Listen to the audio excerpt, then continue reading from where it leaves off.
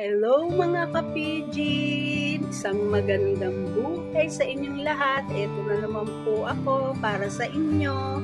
Kailangan ko po kasi ng aking mga lulutuin. So, kailangan ko ng mga dahon na gagamitin ko po sa aking pagluluto. Andito po tayo sa aking mini garden at kukuha tayo ng mga dahon. Ayan po ang dahon ng laurel.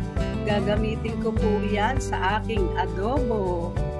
Ayan, kukuha rin po ako ng dahon ng pandan at ako'y magmamatamis na saging na saba.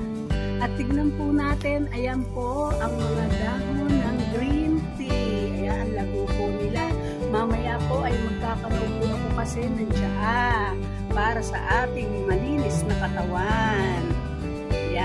Ayan po, ang lalago nila po kasi po ulan ang ulan ngayon kaya magaganda ang kanilang dahon.